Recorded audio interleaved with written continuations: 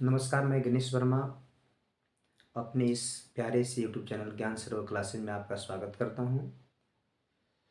और आज से हम क्लास 12th का फिजिक्स एक नए जोश के साथ शुरुआत करने जा रहे हैं। और ये वीडियो ऑफलाइन ही आएगी, अर्थात लाइव वीडियो नहीं होगा, ऑफलाइन वीडियो होगा। ठीक है। और इसमें जो भी होगा आपको कॉन्सेप्ट के साथ बताया जाएगा, समझाया जाएगा। इसलिए आप मेरे वीडियो के साथ आइए और बने रहिए। तो चलिए शुरुआत करते हैं हम क्लास 12th के फिजिक्स की। ठीक है। क्लास 12th का पहला फिजिक्स का पहला पार्ट है। फिजिक्स का पहला पार्ट है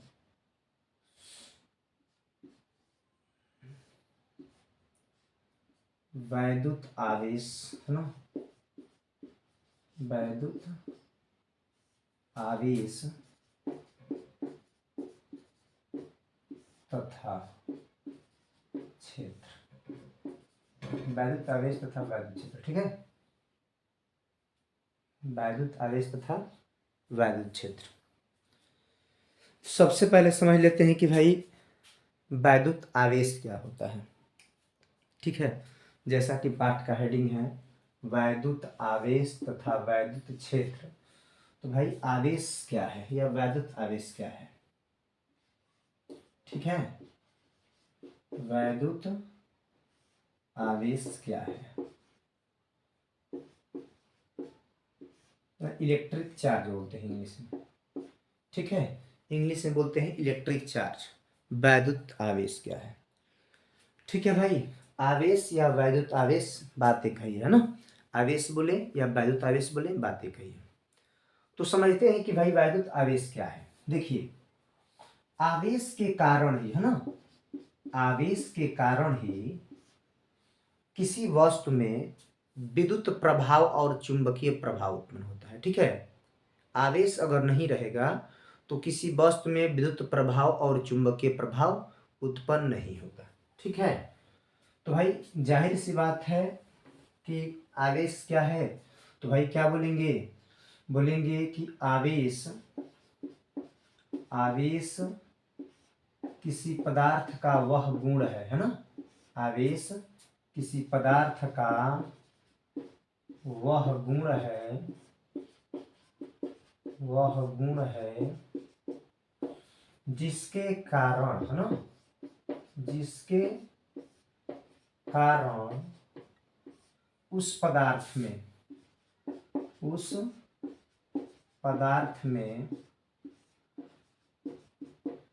वैद्युत प्रभाव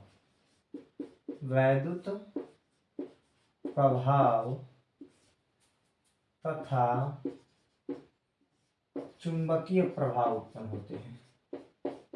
चुंबकीय प्रभाव उत्पन्न होता है ना, प्रभाव उत्पन्न होता है।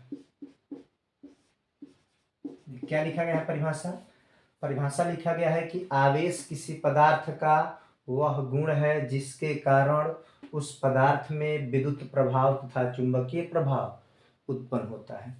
पदार्थ की जगह पे हम वस्तु भी बोल सकते हैं। ये बोल सकते हैं कि आवेश किसी वस्तु का वह गुण है जिसके कारण उस वस्तु में वैद्युत प्रभाव तथा चुंबकीय प्रभाव उत्पन्न होता है। बताइए, क्लियर है बच्चों। कोई दिक्कत इसमें बताइए, कोई दिक्कत हो तो बताओ। ठीक है। आवेश किसी वस्तु का वह गुण है जिसके कारण उस वस्तु में वैद्युत प्रभाव तथा चुंबकीय प्रभाव उत्पन्न होता है। अगर कोई दिक्कत होगी तो आप लोग कमेंट करके पूछ लेंगे। ठीक है, बताया जाएगा आपको आसानी से। चलिए, अब ये आवेश क्या होता है भाई। आवेश ये दो प्रकार का होता है। ठीक है। आवेश होता है दो प्रकार का। आवेश दो प्रकार के होते हैं। आवेश दो प्रकार के होते हैं। दो प्रकार के होते हैं। ठीक है। आवेश दो प्रकार के होते हैं। आवेश दो प्रकार के होते हैं। पहला प्रकार है आपका धनावेश। पहला क्या होता है, धनावेश होता है। ठीक है। दूसरा क्या होता है, ऋणावेश होता है। दूसरा होता है आपका ऋणावेश। पहला होता है धनावेश, दूसरा होता है ऋणावेश। ठीक है, अब धनावेश क्या होता है, ऋणावेश क्या होता है, इसे आराम से समझना है। ठीक है, धनावेश क्या होता है, ऐसा आवेश जिस पर इलेक्ट्रॉनों की कमी होती है। ठीक है, क्या बोलेंगे, ऐसा आवेश, ऐसा आवेश जिस पर सामान्य अवस्था में, है ना, जिस पर सामान्य अवस्था में इलेक्ट्रॉनों की कमी होती है। ऐसा आवेश जिस पर सामान्य अवस्था में इलेक्ट्रॉनों की कमी होती है, इलेक्ट्रॉनों की कमी होती है। ठीक है बच्चों, ऐसा आवेश जिस पर समान अवस्था में इलेक्ट्रॉनों की कमी होती है उसे धनावेश कहते हैं, उसे धनावेश कहते हैं, उसे धनावेश कहते हैं।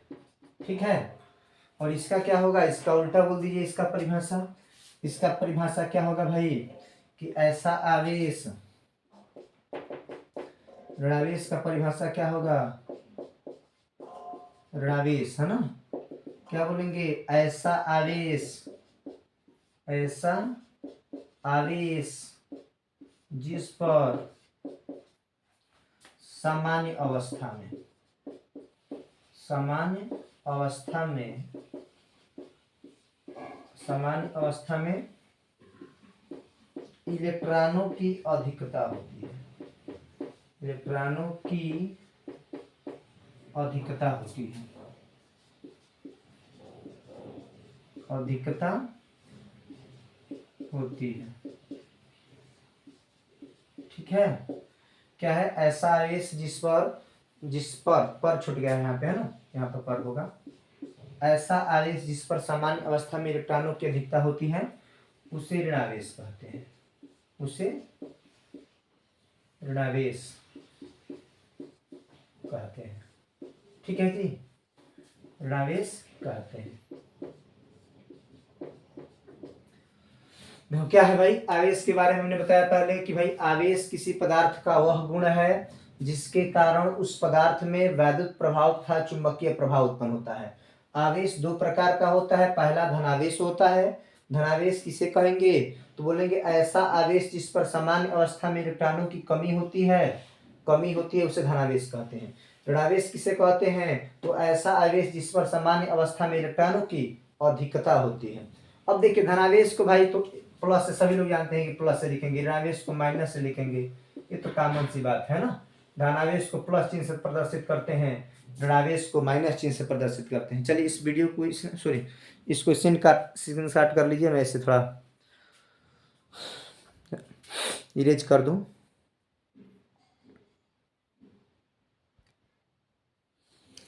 तो चलिए हमने आवेश समझा, आवेश के प्रकार समझा, है ना। अब देखिए भाई एक नोट में याद रखिएगा, नोट कह रहा है कि भाई समान आवेशों के बीच में, समान आवेशों के बीच में, आवेशों के बीच में प्रतिकर्षण बल कार्य करता है। ठीक है, समान आवेशों के बीच में प्रतिकर्षण बल कार्य करता है। ठीक है, समान आवेशों के बीच में कौन सा बल कार्य करता है, प्रतिकर्षण बल कार्य करता है। अर्थात अगर एक प्रकार का आवेश होगा तो वे एक दूसरे को क्या करेंगे, प्रतिकर्षित करेंगे। जैसे मान लेते हैं कि अगर प्लस आवेश है और एक और प्लस आवेश है तो क्या करेंगे, एक दूसरे के दूर ढकेलेंगे, है ना, इस प्रकार से एक दूसरे से दूर जाने की कोशिश करेंगे, प्रतिकर्षित करेंगे, है ना। समान आवेशों के बीच में क्या होता है, प्रतिकर्षण बल कार्य करता है। तो समान जब आवेश होंगे तो उनके बीच में क्या होगा, प्रतिकर्षण बल लगेगा, अर्थात वो आवेश एक दूसरे को क्या करेंगे, प्रतिकर्षित करेंगे। ठीक है, जबकि विपरीत आवेशों के बीच में, है ना, अच्छा मान लो यहाँ पर प्लस तो यहाँ पर माइनस बीच में भी यही होगा, प्रतिकर्षण बल ही कार्य करेगा। एक जैसे आवेश होंगे ना तो उनके बीच में क्या होगा, प्रतिकर्षण बल लगेगा, है ना। एक आवेश दूसरे आवेश को क्या करेगा, प्रतिकर्षित करेगा।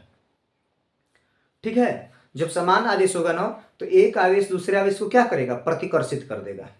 अगर वही विपरीत आवेश होगा तो एक दूसरे क्या करेंगे, अपनी तरफ अट्रैक्ट कर देंगे, आकर्षित करेंगे।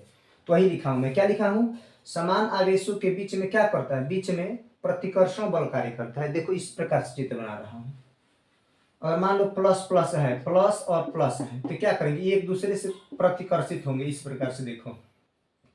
ठीक है, माइनस वाला भी इसी प्रकार से होगा। अगर माइनस वाला भी है तो उसके बीच में भी इसी प्रकार से प्रतिकर्षण बल ही कार्य करेगा। ये भी है ना, ये इस तरह से इधर हो जाएगा, ये इधर हो जाएगा।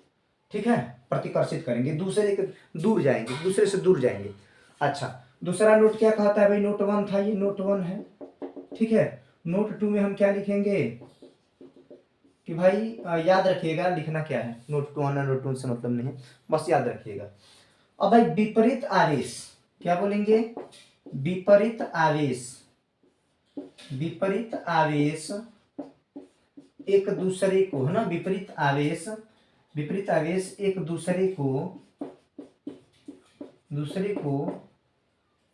विपरीत, इस तरह मत लिखिए ना, विपरीत आवेशों के बीच में लिखिए, विपरीत आवेशों के बीच में, है ना, विपरीत आवेशों के बीच में आकर्षण बल कार्य करता है, आकर्षण बल कार्य करता है। ठीक है, आकर्षण बल कार्य करता है, विपरीत आवेशों के बीच में क्या करता है भाई, आकर्षण बल कार्य करता है। अर्थात अगर अलग अलग आवेश होंगे, अलग अलग आवेश होंगे तो वे एक दूसरे को क्या करेंगे, अट्रैक्ट करेंगे, आकर्षित करेंगे। जैसे मान लेते हैं यहाँ पर प्लस है, यहाँ पर माइनस, देखो दोनों अलग अलग आवेश है तो वे एक दूसरे को आकर्षित करेंगे इस प्रकार से। ठीक है, यहाँ पर माइनस ले लो, यहाँ पर माइनस ले लो, माइनस, यहाँ पर प्लस, फिर भी आकर्षित होगा, है ना। इन लोगों के बीच में क्या होगा, आकर्षण बल होगा। बताओ कहीं दिक्कत है, आवेश समझाया, आवेश का प्रकार समझाया, और ये इनके बीच में समझाया कि भाई समान आवेशों के बीच में प्रतिकर्षण बल होगा, विपरीत आवेशों के बीच में आकर्षण बल होगा। तो इसे आप स्क्रीनशॉट कर लीजिए, उसके बाद में इसे, तो चलिए आगे चलते हैं, है ना। चलिए देखिए, आवेश को हम किससे प्रदर्शित करते हैं, क्यू से, है ना। आवेश को क्यू से प्रदर्शित करते हैं। ठीक है, आवेश को क्यू से प्रदर्शित करते हैं, क्यू से प्रदर्शित करते हैं।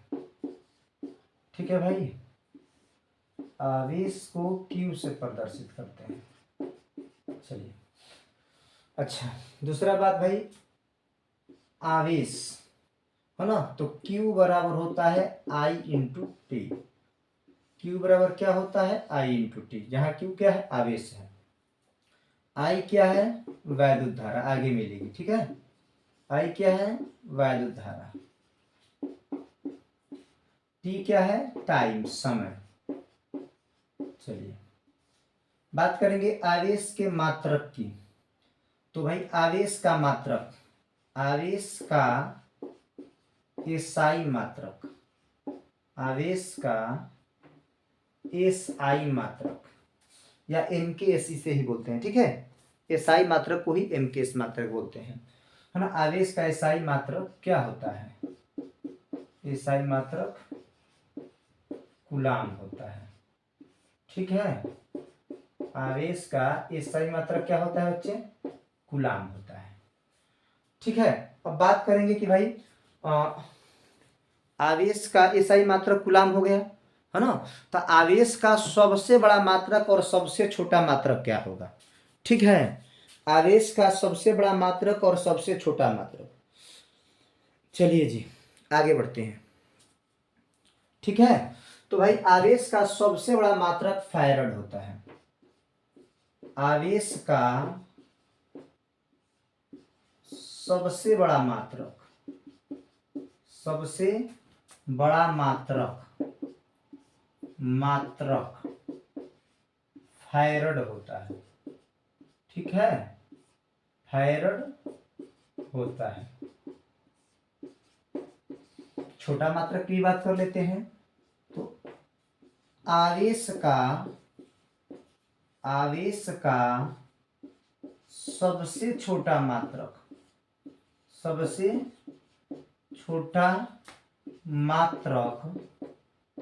फ्रैक्लिन होता है। फ्रैक्लिन, ठीक है, फ्रैक्लिन। चलो जी, अच्छा जी, बात करेंगे कि भाई आवेश की बीमा क्या होती है। देखिए आवेश की बीमा, अगर यहां से हम बीमा बनाएंगे, यहीं पे समझ लीजिए आवेश की बीमा। तो ये बताइए क्यू की बीमा क्या होगी। क्यू की बीमा यहीं पे समझ लो सूत्र के सामने। ये बताओ विद्युत धारा की बीमा क्या होती है, ए होती है। विद्युत धारा की बीमा ए होती है और समय की बीमा टी होती है। तो आवेश की बीमा क्या हो जाएगी, बड़े कोष्टक में एटी, है ना। आवेश की बीमा बड़े कोष्टक में क्या हो जाएगी, एटी। बताओ इतनी बात क्लियर है, इतनी बात क्लियर है क्या, बताइए। आवेश का एसआई मात्रक कूलाम होता है। आवेश का सबसे बड़ा मात्रक फैराड होता है। आवेश का सबसे छोटा मात्रक फ्रैंकलिन होता है। अच्छा जी, अब एक फैराड में कितना कूलाम होगा, कोई पूछे तब क्या बताएंगे, है ना। अब चलिए तो यहां पर लिख लीजिए भाई कि एक फैराड बराबर, मतलब एक फैराड में कितने कूलाम होते हैं। एक फैराड बराबर इतना कूलाम होता है, ठीक है। कितना लिखे, एक फैराड में कितना कूलाम होता है, एक फैराड में कितना कूलाम होता है,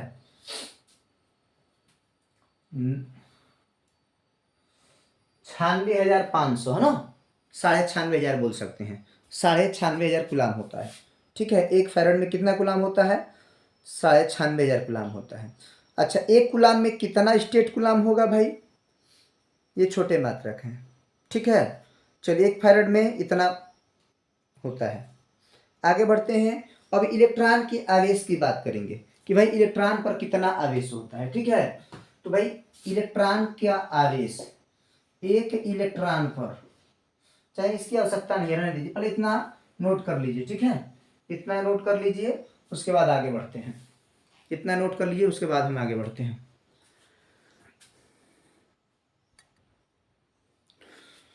चलिए तो आगे हम बात करेंगे मूल आवेश, है ना। मूल आवेश क्या होता है, एक शब्द आता है मूल आवेश, है ना। मूल आवेश का बात करेंगे, ठीक है। मूल आवेश, देखिए मूल आवेश किसे कहते हैं भाई, तो इलेक्ट्रॉन के आवेश को मूल आवेश, अर्थात किसी वस्तु पर सबसे छोटी आवेश की मात्रा होती है ना।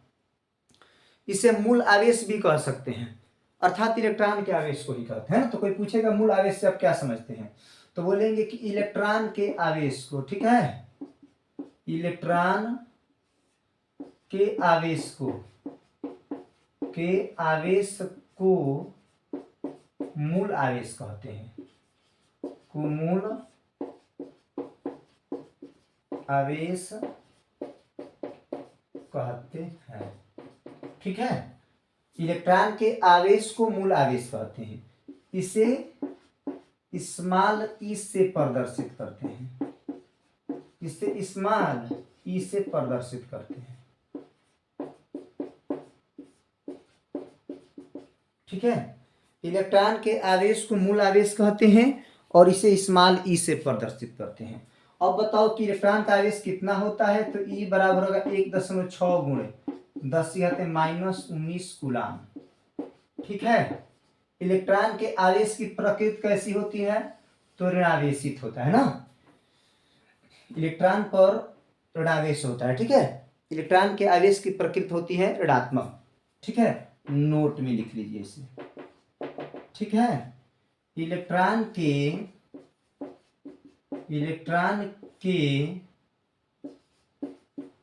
आवेश की प्रकृति, है ना। इलेक्ट्रॉन के आवेश की प्रकृति ऋणात्मक होती है, ऋणात्मक होती है, ठीक है जी। इलेक्ट्रॉन के आवेश की प्रकृति कैसी होती है, ऋणात्मक होती है, ठीक है। अब बात करेंगे प्रोटॉन का आवेश। तो प्रोटॉन का आवेश इतना ही होता है, लेकिन उसकी प्रकृति क्या होती है, धनात्मक होती है। प्रोटॉन का भी आवेश 1.6 गुणे 10⁻⁻19 कूलाम होता है। क्लियर है, तो क्लियर है तो अगली हेडिंग देते हैं, आवेश संरक्षण का नियम या आवेश संरक्षण का सिद्धांत।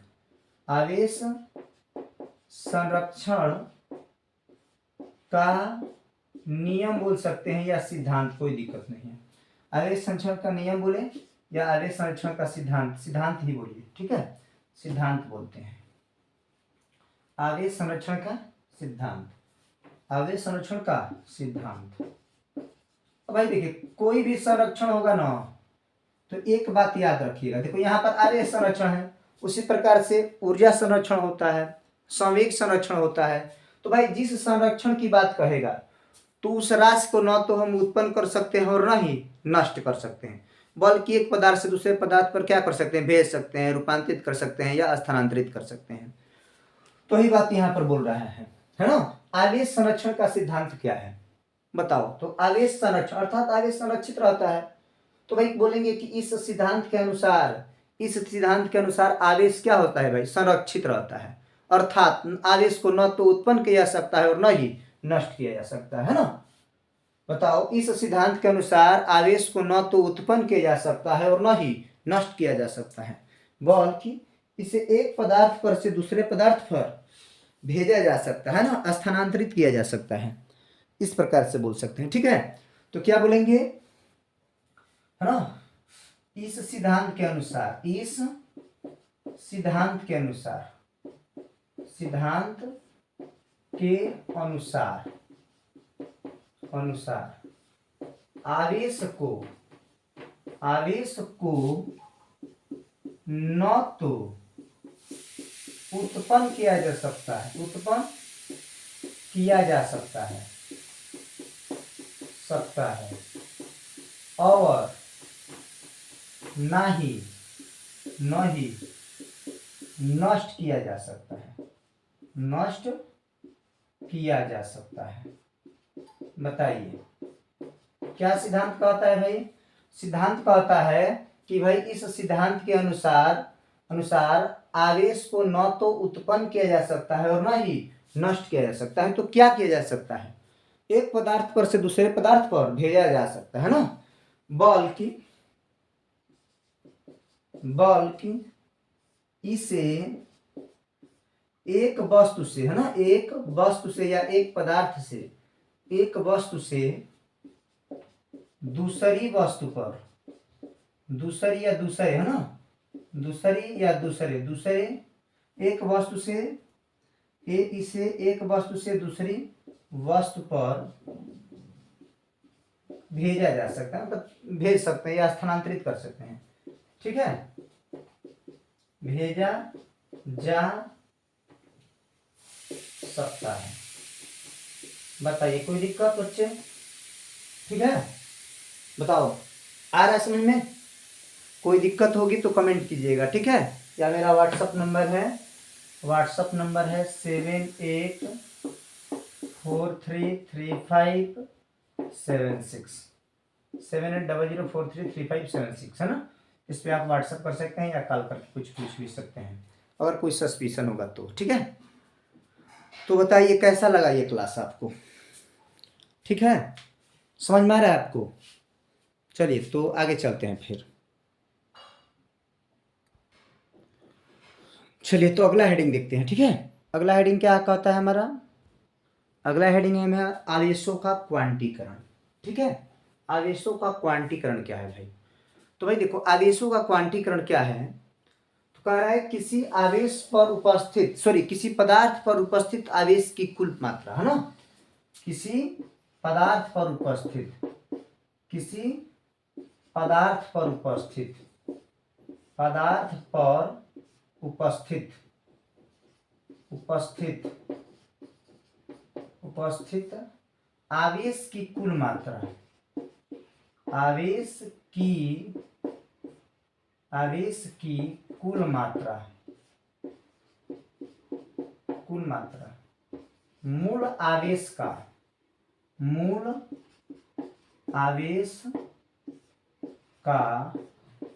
पूर्ण गुणज होता है, पूर्ण गुणज होता है। देख रहे हैं क्या कर रहा है कि भाई किसी पदार्थ पर उपस्थित आवेश की कुल मात्रा, है ना, मूल आवेश का पूर्ण गुणज होता है।